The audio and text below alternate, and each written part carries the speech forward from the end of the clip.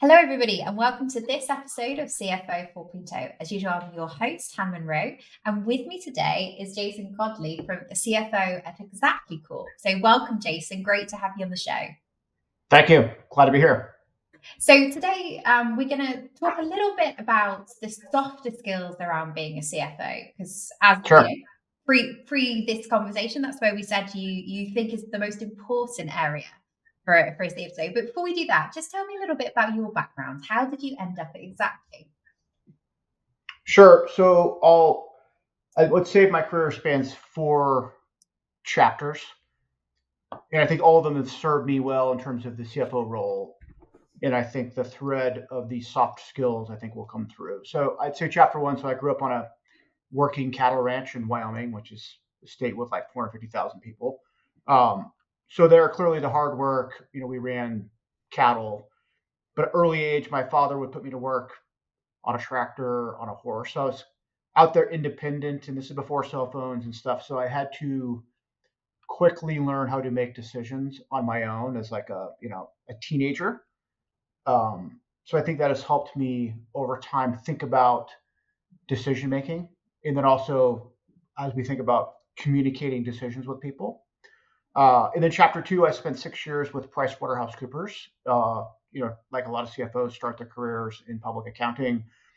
I spent 3 years in Denver, Colorado, and then 3 years actually in Paris, France, working on with foreign companies, doing a bunch of technical U.S. GAAP, SEC financial reporting type things. I think they're on the communication front. So thing one is I was working in French, so that's a challenge in and of itself. Like doing business in a foreign language, different culture, I think opened my eyes to, I would say, seeing different ways of communicating, literally, and then also different ways of approaching problem solving through living in Europe, which was quite interesting.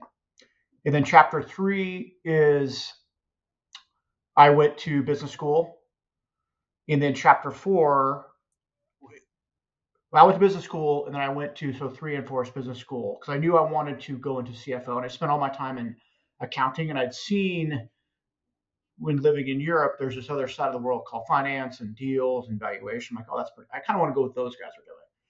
So I went to business school and then found myself working on Wall Street in Palo Alto, California, for about 7 years, doing mergers and acquisitions and IPOs for enterprise technology companies. So that experience, back to the communication, I think helped me learn how to communicate clearly and succinctly, sometimes arcane topics to sophisticated stakeholders, being board members or CEOs or CFOs, in a manner that is digestible, but also like they can take action from. And then after that, for the last 10 years, I have been, private equity backed CFO, and this is the 4th company I'm working for here at Xactly, and I've been here about 18 months. So let's explore some of those topics. You talked there about the importance of communicating succinctly, particularly to sort of high-profile stakeholders like CEO and the board. Tell me a little bit about that specifically. What are kind of the secrets to success to doing that well? So that's a good question. I would say there are 3 things. And boards and CEOs can be different. So it is knowing the audience and knowing, and this comes with like, what is the mindset of the board or in this case, the CEO? Because sometimes, a lot of the time, they just want to know the answer and back it up with some facts and then move on. But sometimes more, I should say, controversial or multi-threaded topics that may transcend sales, strategy, marketing, finance, that are different domains that the CFO is trying to pull together to make a point. I will often zoom out and provide context as to even how I got this topic to begin with. It might tie it back to, hey, the last board meeting we talked about sales marketing efficiency, which pulls together a lot of different functions. I was thinking about that, and then I might bring in like details from different functions to kind of help make the point. So I think it's context setting in one instance to almost not win the hearts and minds, but so the listener is understanding where you're coming from. And then through that too, it is the CFO, and I've said this before, is a bit like Switzerland. The board, the CEO kind of looks at you as the independent perspective on things. So making sure that you communicate in a manner that is clear and expresses trade-offs in things. I often talk about this notion around describing things. Most things actually can be described in shades of gray. So I think the prototypical, and I was this way as a younger CFO, is to be more black and white and binary, yes and no. The real world is there are certainly lines you don't cross. At the same time, there are a lot of things as a CFO, commercial or otherwise, that you want to be able to explain the trade-offs to a board or a CEO to get to a right business decision, which have some risk to it, right? But we're running a business. We're not running a risk department, if you will. So that's a couple of things that I think about. So tell us more about the shades of grey. As a CFO, obviously you're responsible for ensuring the financial and I guess the risk profile of the organization. How do you help the CEO and the board communicate those decisions in a way that allows them to make the right choice? I'm trying to think of a good example around. So you may have. I will describe. Look, sometimes I will look. There's two doors. We have this decision around something. Okay. There's door number one, which is risk-free. Nothing's going to happen, and I can list out the pros and cons of door number one. Door number two has also pros and cons. Like behind door number two is a couple of grenades, right? And I've used this analogy before. Hey, CEO, I want you to know that there are two grenades behind the door. That said, we know they're there. We can mitigate risk around those grenades. So I'm not suggesting, we can take the easy path, which is door number one. But door number two may actually be better for the business long term. We just need to acknowledge that there are a couple of grenades behind the door, and we are going to navigate those together as an organization to mitigate those risks. And then it's like a fluid conversation that drags the stakeholder, in this case, the CEO, into this conversation around balancing the pros and cons of something versus something being black and white. Does that make sense? Makes perfect sense. And I guess very often, if you look at the profile of CFOs, there's quite a commonality with a lot of CFOs. They have the same communication style very well. They have similar profiles as individuals, but you can very often get different communication styles within that. So when you've worked with multiple, different CEOs, how have you changed or adapted your style to suit them as an individual versus, maybe, or do you use the same style with all of them? It depends on the CEO. And so I would say the difference is founder CEOs versus professional CEOs. And I've worked for both. Because rightfully so, the founder is the individual who was writing the first check, and it is their thing.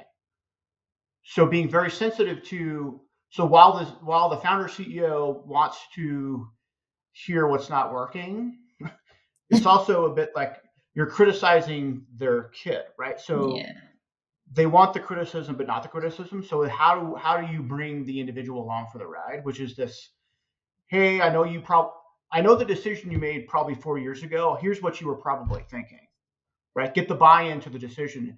Do you agree? Here's how the world's probably changed. Yes. I'm wondering if we do something differently. That's the founder CEO.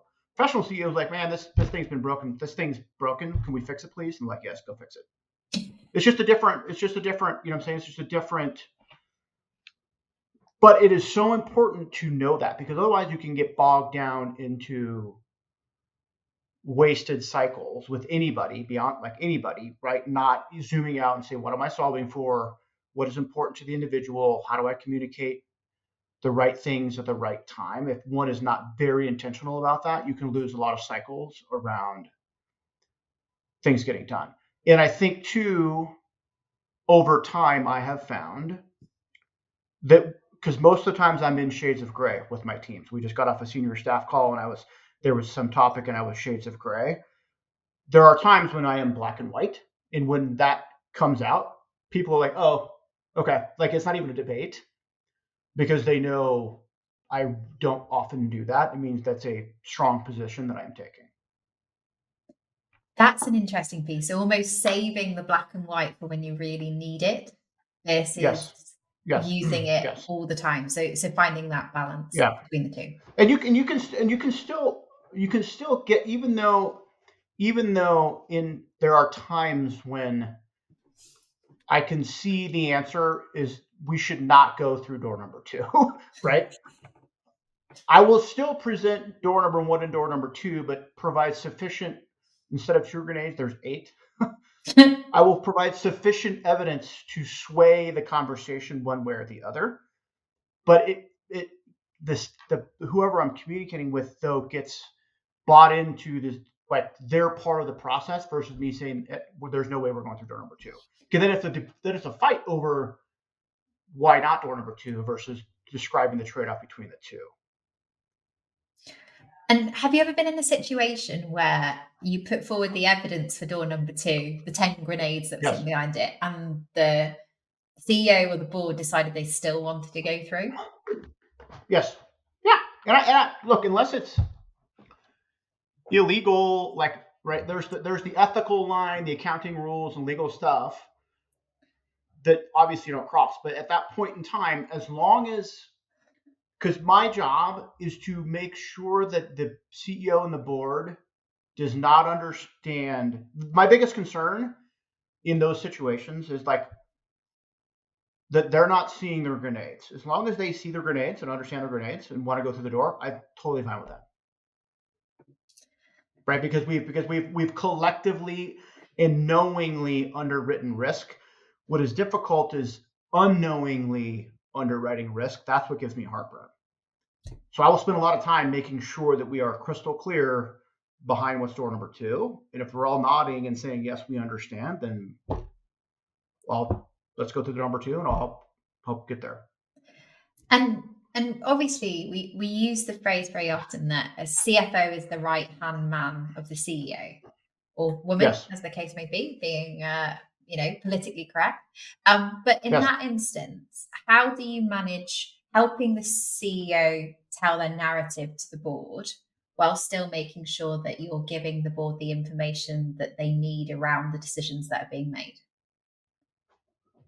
In other words, maintaining this the board's independent perspective of the CFO, while also, I think that is a art and science.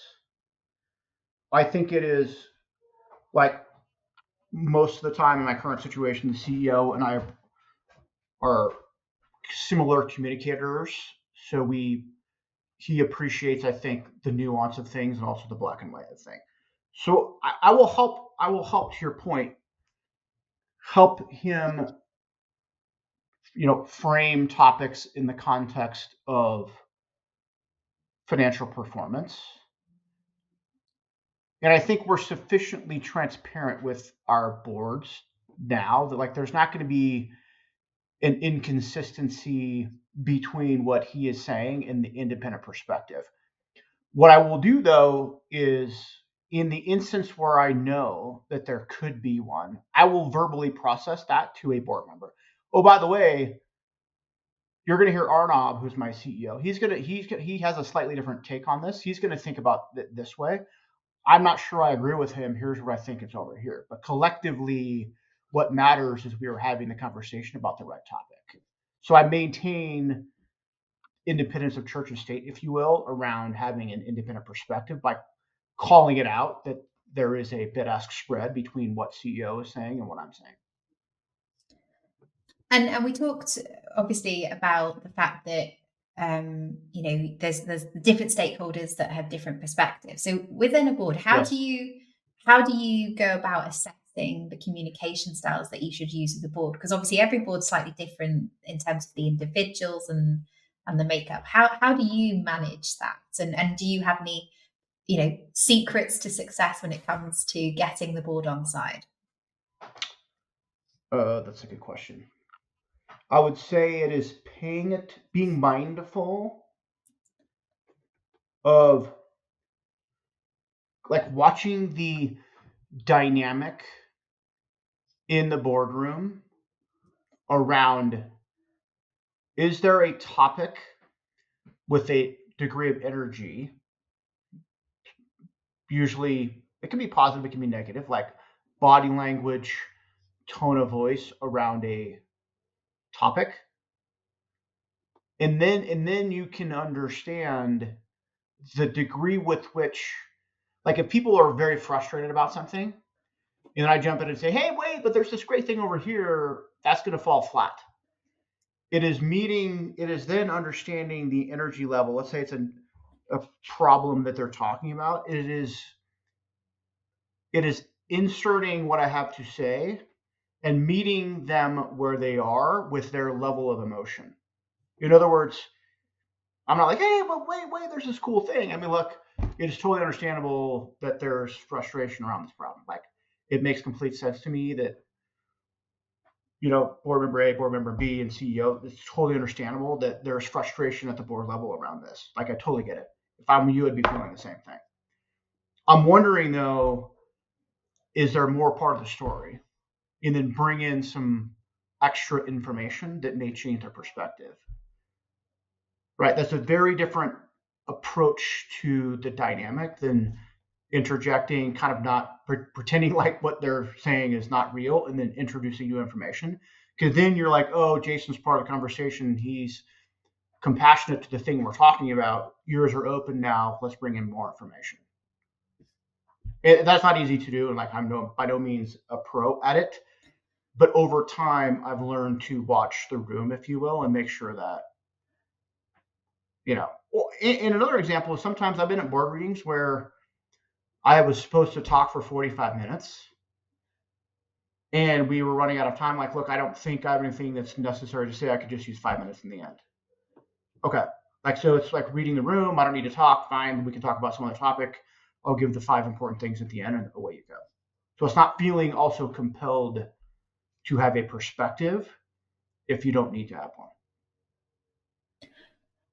And I guess that in terms of, like you say, reading the room, that's obviously an in the moment piece. So how do you work with your CEO to, when you see things and spot things, to almost help him understand or her understand where you're going with things? Because obviously there's a bit of you're reacting, aren't you, to what is there. So how much of what you do in a board meeting is prepped and to the clear agenda, and how much is, like you say, reading the room and adapting your style to what's in front of you? So we have an agenda. We have not an agenda, but like we have the agenda topics we're going through that we generally stay on. I think because I've spent a lot of time with our CEO, he probably knows where I'm going to go with something, but I will connect. Usually I will connect in the conversation to a conversation that he and I have had. So he's like, oh, I know where he's going with this. Like, hey, we have a competitor. Hey, remember Arnaud? Okay, hey, it's interesting because Arnaud had this conversation about X competitor last week. Here's what we're thinking about. Then he knows where I'm going. The board, it cues him. He knows where I'm going, and then it becomes more natural versus, hey, surprise, I'm going to talk about something. So I try to throw out some nuggets of stuff so people know where I'm headed. Some clues, some little breadcrumbs on the way to a conversation. Exactly. Yes. Brilliant. And I guess if you think back to your sort of first days working with the CEO and the board and that piece, were there any sort of key learnings that you had, sort of, I guess, war wounds or war stories from your early days as a CFO that helped you sort of develop these skills and these communication capabilities? Yeah, so I would say, generally speaking, early days as a CFO, I felt like I was running the finance department. It's like you have finance and accounting, and you're like off on the sidelines doing the finance stuff. And it's hard. At the end of the day, you're actually running a business. So it's difficult, I think, to get mind to share, if you will, from board, CEO, other stakeholders, if you're just the no CFO person in the corner who's like running the budget, right? You have to do that. But I think later I learned, in my last job, I was president, so I was able to run a lot more than just finance.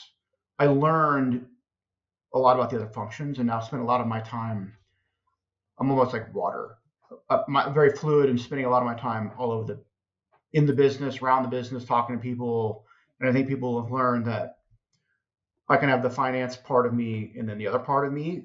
So I think collectively getting out of my corner, spending time with everybody, builds the trust and confidence that when you do have a conversation, it is informed based on the lens of marketing, sales, and product, because you've spent time with them versus the lens of the budget. But that takes investment of time to be with others. Again, the perception is, and it happened here, is that I'm the black and white guy, right? Yes, or Jason's the no person because he's the CFO.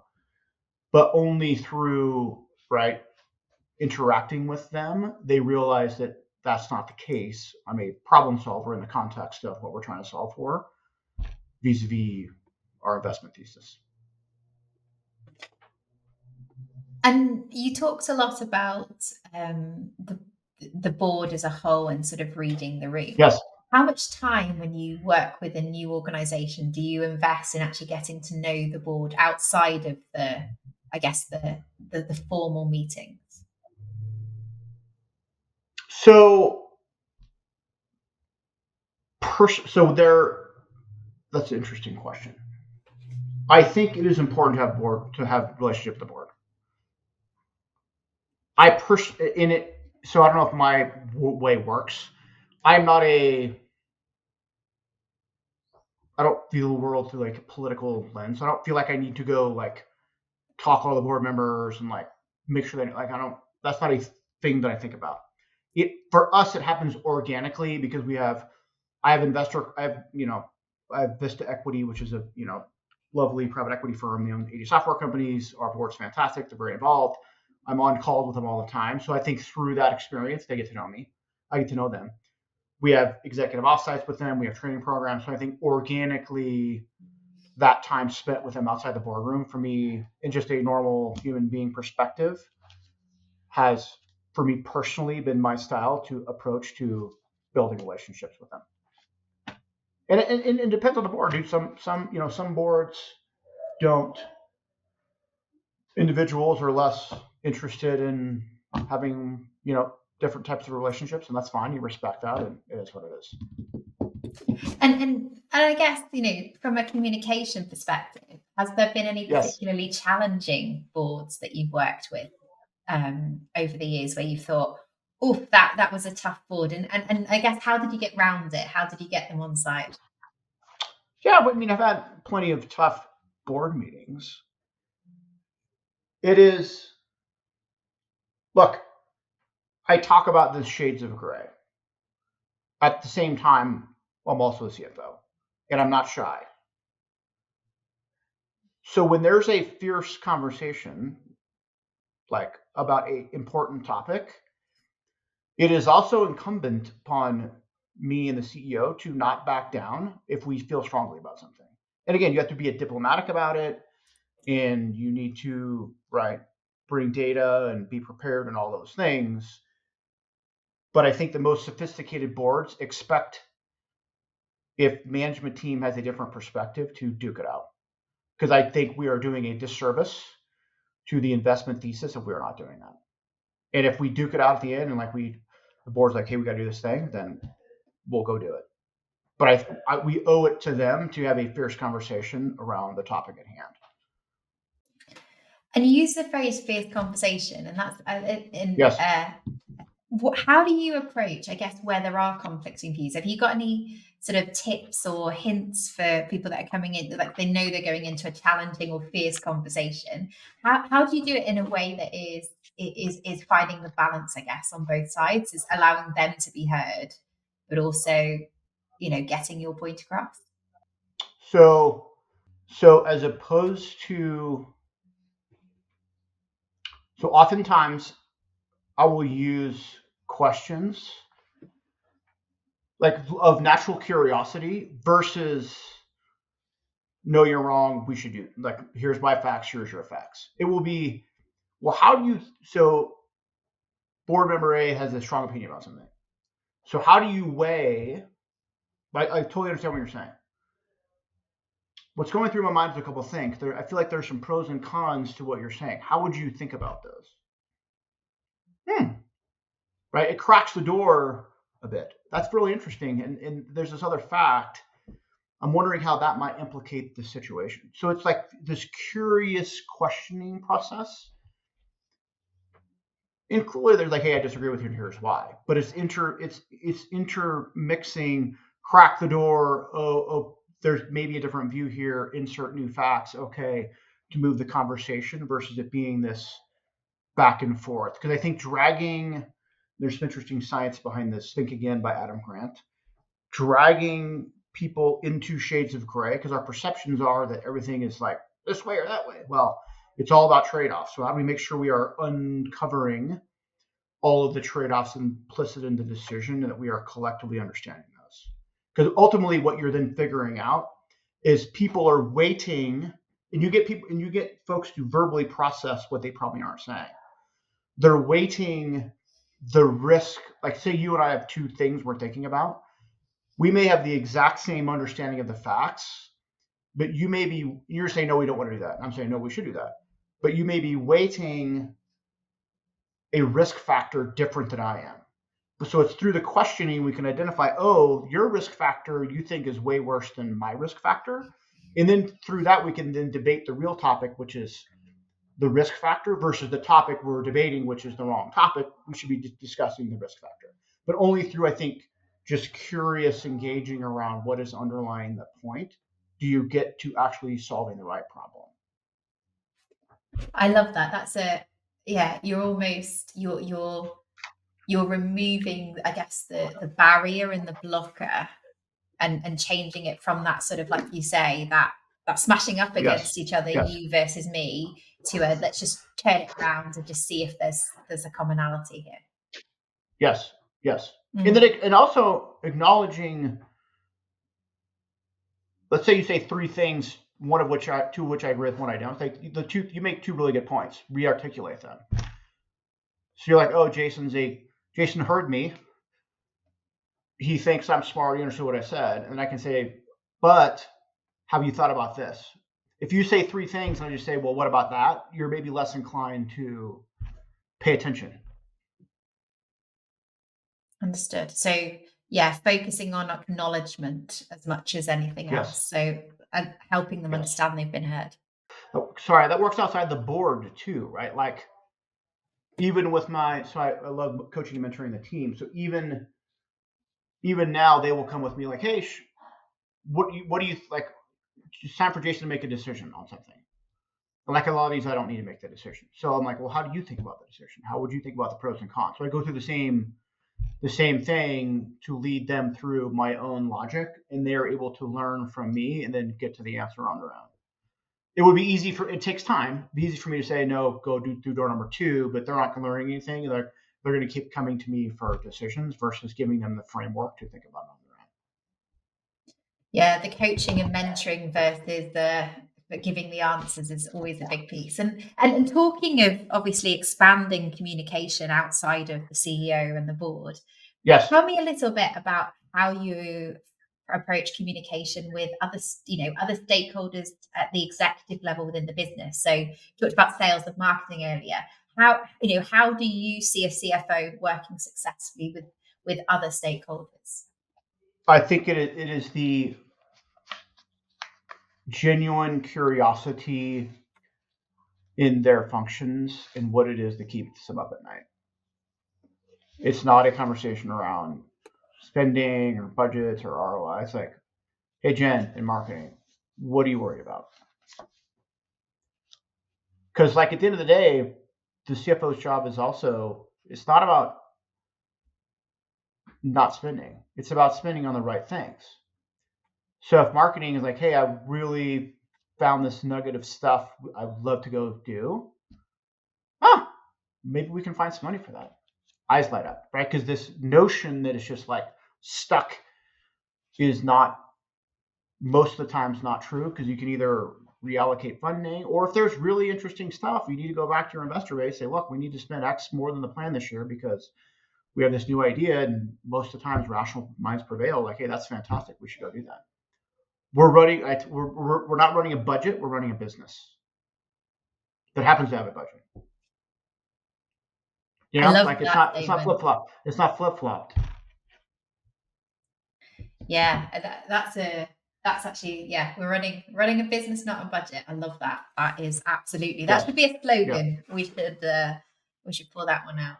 And I guess, you know, how do you effectively challenge them where you feel like it isn't something you can enable? How do you approach maybe some of those more difficult, maybe it is a no conversation, but those darker gray areas? That's a very good question. So I think alignment, it's going to zoom back to we spent a lot of time around alignment, around what it is that we as a company are solving for over the next 1, 2, 3, 4, 5 years. Like, I have a sense for what the financial profile of the business looks like. I understand the levers we need to pull to get there. I've had this lingo called the business equation, which is what are the 3 or 4 things we must inflect to drive outcomes over the next 3 to 5 year period. And everybody on the senior staff understands what the future should look like if we execute. So I will always bring that into the conversation. So, hey, Sam, our CRO, I understand you want to do these 3 or 4 things. It's going to cost more money than we thought. How do you think about that in the context of the last board meeting where we all nodded around the long-term plan? Do you think there are any implications to that?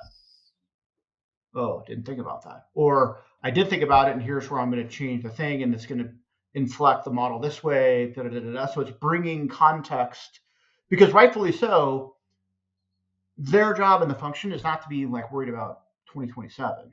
They're trying to get stuff done this quarter. It's me and the CEO's job and the board to make sure we are connecting next quarter with 2027 and ensuring that we're having that conversation.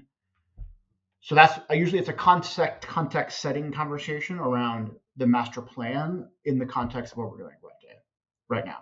And then that opens the conversation to be like, okay, how do we then make decisions through that lens to make sure we don't get off track from what we're actually solving for?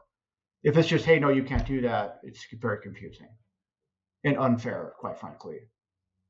I mean, sometimes you have to do that, but if you've gotten alignment around what you are doing this year in the next 3 years, it is not a controversial topic, because they're like, oh, of course, Jason's answer is going to be what it is, because it's completely internal and consistent with what we've been talking about for the last 6 months. Understood. And I guess we've talked about sort of other stakeholders within business, and you mentioned obviously your current organization is PE backed. So have you seen any differences around communication and the soft skills required from a CFO in that PE backed space? Yeah. I'm not sure if it's different. Well, I mean, I've always done private equity. I did one venture. So I think it is all pretty consistent. I would say one important communication thread we didn't touch on yet that I think is important is I spent a lot of time outside of just my senior executive team with the employees and then also like part of town halls and talking about goals and all this stuff. Beyond this, most people don't care about EBITDA. Most people don't care about revenue growth. Most, like all the fancy stuff we talk about, people don't generally aren't concerned with it. So my job is to explain the financial metrics, but in language they understand. Like, so for instance, we have debt, right? Like private equity backed companies, but I will say we have a mortgage on the house. Oh, so that like it's words that people use every day. We're refinancing the mortgage. Oh, okay, cool. I'm like, hey, we're doing an A&E, like doing some weird finance term. People don't care. So it makes it, I try to have the conversation framed around words that people understand, and then also explain what it means to them. Hey, we're expanding internationally. Here's what this means for you. There's going to be new, I'm making stuff up, right? There's career opportunities here and there, and we're doing different things, right? So it's making the financial conversation, to the extent that you can, relevant to the individual, because that is what matters to them, is them and their families. Clearly the company does, but trying to make it as, whatever the word, salient as possible to them as individuals, I think is helpful. Again, not always easy, but it's this mindful thing to make sure that I'm not being over jargony and explaining how these financial metrics impact their careers and livelihoods. And you're talking a lot about obviously presenting, particularly, and you mentioned obviously things like town halls. Have you always been confident standing up in front of people, or was that a skill that you developed in your later career once I guess you didn't have much of a choice but to do it? I feel like I've improved over time and am constantly improving. I don't think I can recall.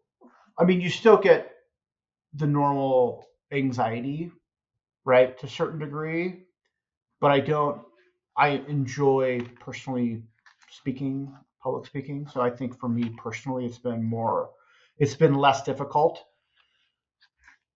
because I know it is not a easy thing to do. It probably is the early days, I think, of it's this notion of self-efficacy, which is a psychology construct, which is the belief that you can actually go do something.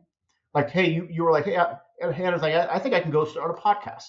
But if you didn't think you could go do that or have the confidence you could, like, you wouldn't have never started, right? So I think over time I've increased this belief that I can go do something, starting with living in a foreign country and speaking a foreign language. You're like, oh, I can do that. Why can't I do this? Right. So you kind of have these building blocks of self-efficacy that then, with vicarious experience, which is you have your podcast now you're a podcast pro, and then eventually you do more public speaking. In my case, it just becomes a muscle that is built over time.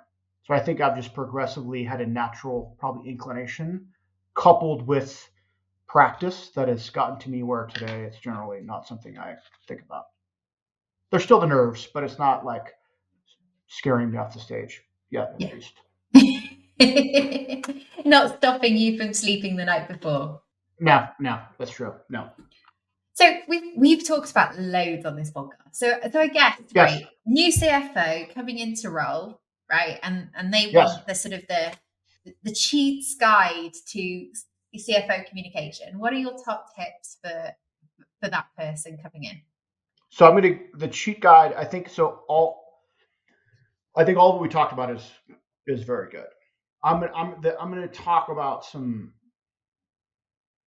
So I'm going to talk about like one's own psychology. So I happen to be getting a master's degree in applied positive psychology right now at the University of Pennsylvania, and I'm finishing that up. And that's all about what is the science of what makes individuals and organizations thrive. So this construct of self-efficacy is a thread within psychology, if you will. So I think this notion of really having one's own degree of self-regulation, which is understanding, because before I can read the room, before I can read anybody else, before I can present, before I can have a difficult conversation with an employee, if I am not crystal clear aware of my own psychology, like viscerally, like think mindfulness, meditation, all these things, viscerally understand what's going on. Why don't I want to go on this podcast? Not yours. That's a bad example. Why don't I want to have this difficult conversation? Why am I worried about the conversation with the seat? Like, even before you get there, what's going on, Jason, to where you have this, or why am I frustrated right now? Really knowing what is going on before you even open your mouth, because that will give you a clue into what's happening. So oftentimes I know, for instance, what makes me frustrated is a values conflict. In other words, somebody may be doing something different than I would do it, or maybe going a little off kilter around something. I literally will feel in my body like that's a frustrating feeling watching or seeing that happen. And though I shouldn't be judgmental because I don't have all the story. So as opposed to me jumping in and saying, "Hey, Susie, I'm frustrated, annoyed because I think something's happening," I'm like mindful of, oh, there's a cue, something's happening. I probably don't have all of the facts. How do I then engage the situation with a degree of knowingness about how I'm thinking about things in advance of the conversation? Like, it's literally slowing the entire physiology down to know what's happening and responding to it in the context of a situation versus reacting. There's a ton of neuroscience and psychology around how to do this that I could talk for hours on, but that's, if there's a secret sauce, it is spending time with self-awareness and self-regulation, emotional regulation. Then it becomes this superpower because you're able to approach things with equanimity and like a degree of space and understanding that allows you to then have this ripe conversation versus, oh, I'm being attacked as you disagree with me, I'm the CFO, like that. There's no longer this identity thing happening. You're just going with the situation. That was a lot, so I can stop clarifying questions. To be honest, I think as somebody that, I think that's applicable not just for CFOs, but I think that's an amazing piece of advice for any new person that is going into management or leadership, regardless of the role.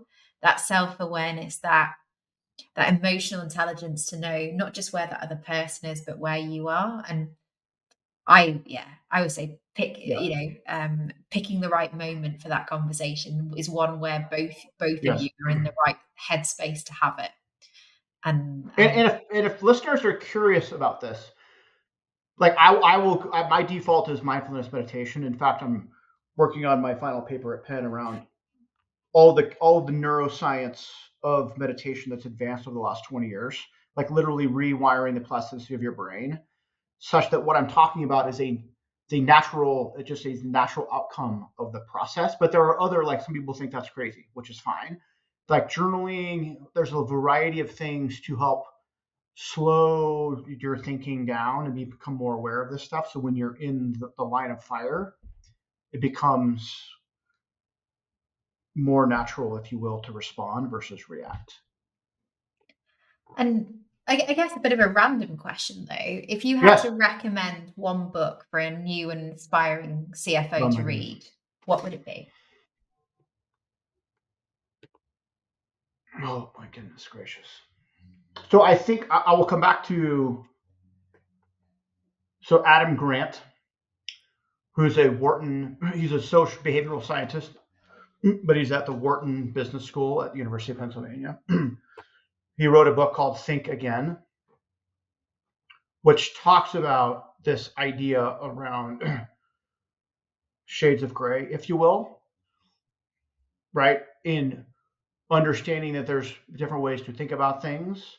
And it also ties in this notion around not allowing your own ego or sense of self get sucked into the, like, you're debating the topic. We're not debating my ability to be a CFO. We're debating a topic. but we can get sucked into this feeling tone that I'm being attacked, which we're not being attacked. So I think it's got a nice mix of the science and art of all of that. Love that. Brilliant. Well, I'm going to be honest, Jason, as I can keep going and keep asking you questions, yes. but I did promise maybe we can have chapter 2 someday. Yes. Yeah, absolutely. I did promise I would finish within a reasonable amount of time. So I just want to say thank you so much for coming on and sharing both your experiences, but also your knowledge that you've gained. Some great advice in there for aspiring and existing CFOs. And if people want to learn more about yourself and Xactly, where's the best place to find you? How can they connect? Sure. So for me, I'm on LinkedIn. So you can find me, Jason Godley, on LinkedIn, or xactlycorp.com is the business that we're in here at Xactly. So we got a lot of good stuff out there. Amazing. Well, for anyone that is interested, I will of course add those links. I'll also add in the links for the book recommendation that Jason so kindly shared with us. Thank you so much, Jason. It was fabulous to have you on the show, and yeah, hope to have you back someday. I enjoyed the conversation. I'd love to come back. Thank you. So if you've enjoyed this podcast, please don't forget to subscribe, leave us a review. And if you have some questions you wish I'd asked or should ask Jason next time, then please do reach out to me personally. Jump on LinkedIn, send me a message, send me an email, hannah.munro@itassolutions.co.uk. Thanks for joining me on the CFO 4.0 podcast, and we'll see you next time.